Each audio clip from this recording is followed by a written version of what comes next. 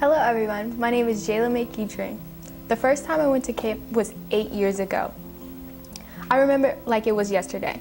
The night before going to camp, my brother and I pleaded to my mother and father that we didn't want to go to camp tomorrow. But after all that whining and crying, we still ended up going. The next day we drove to downtown Newport News. I remember talking to my father on the phone he was saying to us he loved us and camp was only a week and to not cry. Once we got to the mission, I took my purple suitcase and my pink sleeping bag out of the trunk of my mom's car. We walked to the truck where two men boarded our belongings and sent us inside to get registered. My mother sat in the room with us, with other children and their parents, waiting till the bus came. 20 minutes later, she told my brother and I she loved us, and she had to go to work because it was getting late. Later that day, all the campers arrived at Camp Open Arms. We settled in our cabins and got to know our counselors. My counselor name was Cindy. She was very sweet and would do anything for us. Deep down inside, I still wanted to go home. The first night, I cried myself to sleep. By the second and the third day, I started to come around. I was standing up, doing all the movements to praise and worship, volunteering to read the Bible during God and I time, and making friends in the deep end during swimming lessons.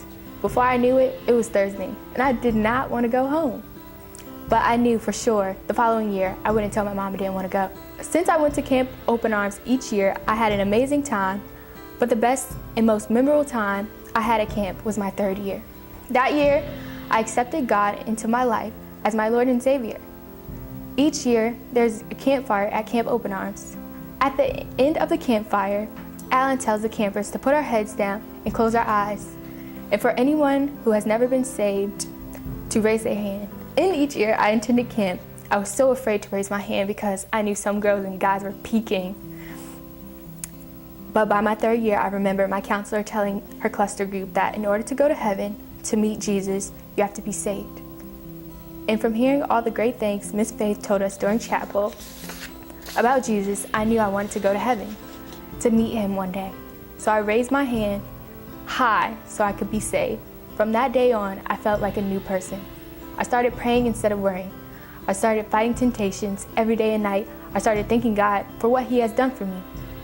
I started treating everyone that I came in contact with the utmost respect, no matter if they treated me good or bad, because I knew that's what Jesus wanted me to do. Years later, I told my last counselor, Terica, that I would come back to be a counselor here because she impacted my life in camp and out of camp. And I want to have that same impact on someone else's life. And by the grace of God, my dream came true. I became a counselor and was able to encourage 2 campers of my cluster group to get saved. In conclusion, I would like to thank God, the donors of Camp Open Arms, Alan, Faith, Coach, Fletcher, Terica, and my parents. Without the help of you wonderful people, I would not be the person that I am today.